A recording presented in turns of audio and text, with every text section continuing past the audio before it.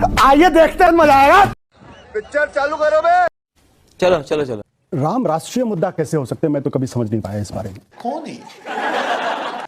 और ये भारतीय जनता पार्टी को ये 1952 में क्यों नहीं समझ में आया कि राम मंदिर एक बड़ा मुद्दा है। तब अभी पता चलेगा। तो गाय के मुद्दे की बात करते थे। 1984 में जब इनके पास 2 सीटें आई, उसके बाद इनको रामचरितमानस की याद आने लगी, भगवान राम की याद आने लगी, उसके बाद इनको अयोध्या की याद आने लगी। ये अपने आप में बड़ा सवाल है, क्योंकि मैंने काफी कुछ इनका लिटरेचर पढ़ा और मुझे राम मंदिर के बारे में वो तीक्ष्णता दिखाई नहीं पड़ी जो 1984 के बाद इनके दिखाई पड़ती। खैर, उस डिबेट में नहीं जाते। राम है क्या? कौन है ये लोग? सबसे पहले तो हमें यह समझना पड़ेगा, ये बात है बिल्कुल सही, आनंद की बात मानते हो, हमारे सिविलाइजेशन का एक हिस्सा है और उसके प्रतीक पुरुष कह सकते हैं। लेकिन जब हम राम के बारे में बात करते हैं तो हम किन राम के बारे में बात करते हैं? वो जो कबीर के राम है, जो कहते हैं मैं तो राम की बहुरिया हूं, ये कबीर कहते हैं। कबीर ये भी कहते हैं निर्गुण राम जपहु रे भाई, अवगत की गति लखी न जाई। ये कबीर कहते हैं, वो एक निराकार परम ब्रह्म की बात करते हैं जिनको आप महसूस करते हैं, जो कहीं किसी मूर्ति में नजर नहीं आते, उनको हर जगह नजर आते हैं। और तुलसी क्या कहते हैं? रामई केवल राम प्यारा, जान ले जो जाने निहारा। तो तुलसी ये कहते हैं। तो हम किस राम के बारे में बात कर रहे हैं? वो जो निराकार ब्रह्म है या वो जो साकार ब्रह्म है? अभी बता दे भाई, अभी बता दे। इन दोनों के बीच में अगर हम ध्यान से देखें तो रामचरितमानस में आ जाते हैं। जब रामचरितमानस के पहले की बात कही जाती है कि भाई हिंदू धर्म में वैश्य और शैव के बीच में जबरदस्त झगड़ा हुआ, लेकिन रामचरितमानस के अगर आप बालकांड, हमारे बहुत सारे बच्चे यहां बैठे, उनको ये पता होना चाहिए कि रामचरितमानस है क्या।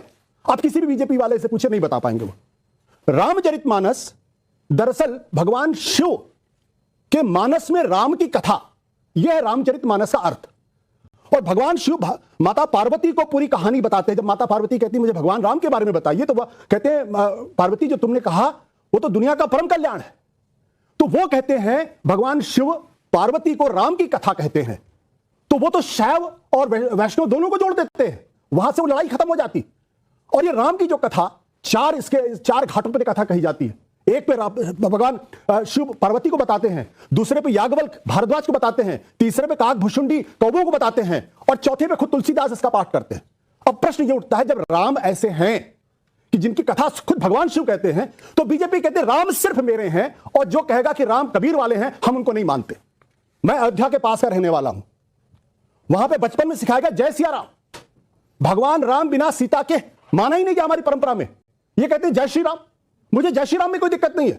भगवान राम अगर भगवान है तो फिर इतिहास पुरुष कहना बंद कर दीजिए, क्योंकि जो पुरुष है, जो इंसान है, वो आदि है और अंत है उसमें। चलिए, बहुत बढ़िया।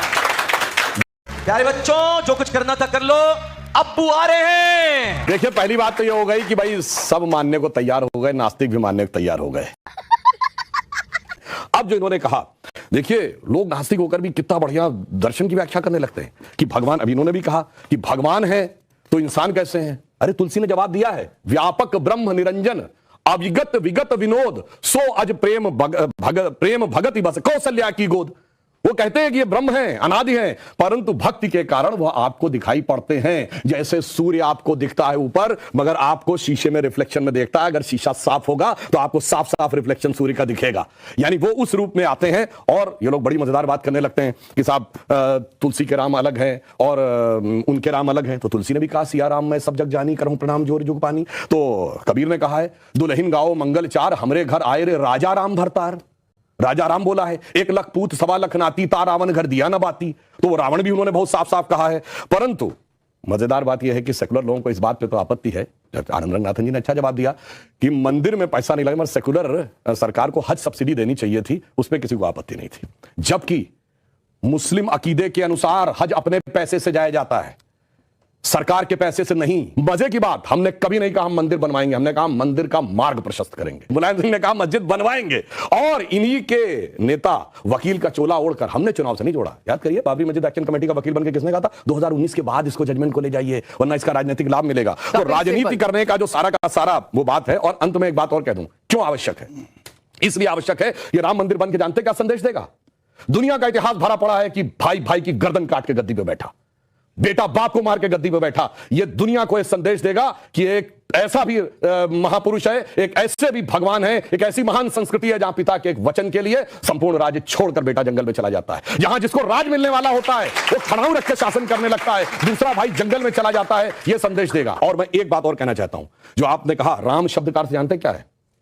रम धातु से बना है, जैसे आपने हिंदी में और संस्कृत में शब्द सुना होगा रमणीक स्थान, रमता जोगी, यानी जिसमें चीज सेटल हो। राम शब्द का संस्कृत में अर्थ है रमन्ते इति रामः, अर्थात वह एलिमेंट जिसमें संपूर्ण संसार सेटल्ड है।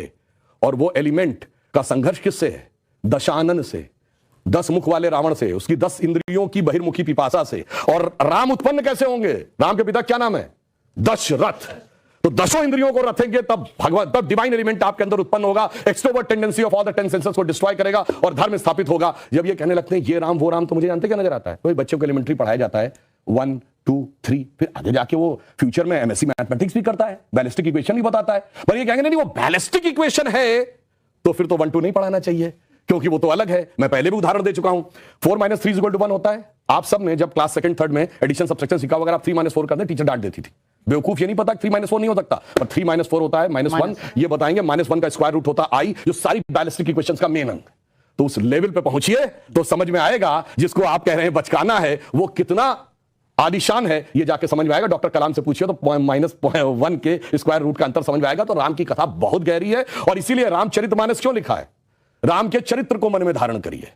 रावण हर चीज में राम से बड़ा था जब राम लीला कर रहे थे, वैसे तो वो ईश्वर है, हर चीज में बड़ा, पैसे में बड़ा, उनके पास सोने की लंका, उसके पास रावण रथी वीरत रघुवीरा। अगर देखा जाए पावर में उनसे ज्यादा बड़ा, 10 आदमियों की ताकत उसको, उनसे बड़ा पंडित मुस्सा जोधा, और ना कोई दूजा है, अपने शिष्यों को काट काट शंकर को मैंने पूजा। वो कहता इतने बड़े पुजारी तो राम भी नहीं, तो फिर किस कारण से वो हार गया? चरित्र में राम बड़े थे, इसलिए तुलसी ने कहा रामचरितमानस। और चरित्र की याद दिलाएगा यह मंदिर, जो सिर्फ भारत के लिए नहीं पूरी मानवता के लिए श्रेष्ठतम मानवीय मूल्यों का प्रतीक होगा। इसलिए 21वीं सदी का महान भारत बगैर राम मंदिर के संभव नहीं था, इसीलिए अमृत काल के उषा काल में राम मंदिर उभर के सामने आ रहा। बहुत